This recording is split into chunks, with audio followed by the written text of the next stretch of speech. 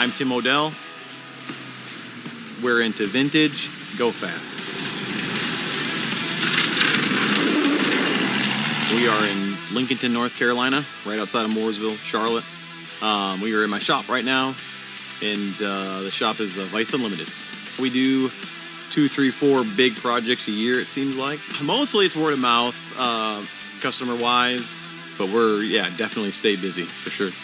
I think just creating things with my hands is probably what satisfies me. Early on, I got a degree in graphic design, and I wanted to design graphics on snowboards and skateboards because that was what I was into. But I realized I didn't want to sit behind a computer screen. I wanted to use my hands and build stuff. I've done a lot of projects for customers, for SEMA and for some higher end builds. And I told myself, man, it's time for you to build yourself something. And so that's what's behind me. This is my 1946 Diamond T Ultra 4 car. So I started out with a Diamond T cab. Picked it up in Virginia, total rusted out, but I saw the potential in it. So Diamond T, they kind of have a chop top look from the factory, which is really cool. And that split window, it kind of gives it a real sinister, low look.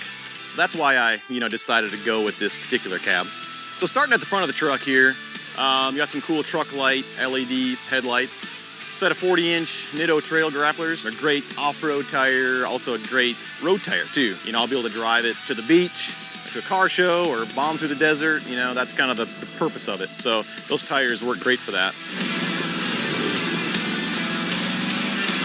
So in my career, I started out doing body work, and so body work is all about getting it straight, getting it slick, getting it shiny, which is cool. But one thing I don't like about that, you're always afraid of scratching it or scuffing it.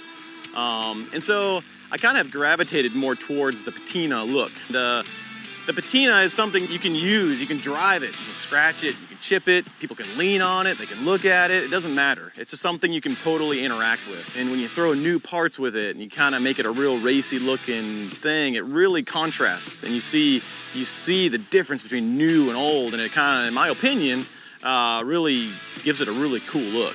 So these are Hutchinson double beadlock wheels, 17-inch. Since this thing is something I'm gonna drive on the road, it has somewhat of an interior in it. Full custom aluminum fabricated dash, center console, full Holley system, fuel injection, display, gauges. Truck actually runs off an iPad, so you actually start the truck with an iPad, turn on the lights. Beyond all the cool products, this thing was just a pile of tube on the floor, like a sheet of steel leaning up against the wall. That's what it was, and I didn't start out with anything other than a cab. So every little piece on this was cut, welded, bent, right in the shop. On this particular project, there's a lot of things that I've never done before, and so I've learned a lot, and that was satisfying. So that's a 6.0 liter LS motor, turbocharged.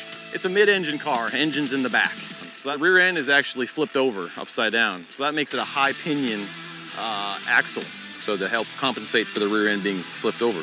That pump that's running off the drive shaft, and it's oiling the pinion bearing in the axle. Lubrication is very important. Made these cool custom holders here. You can easily pop this open and grab your oil and top it off.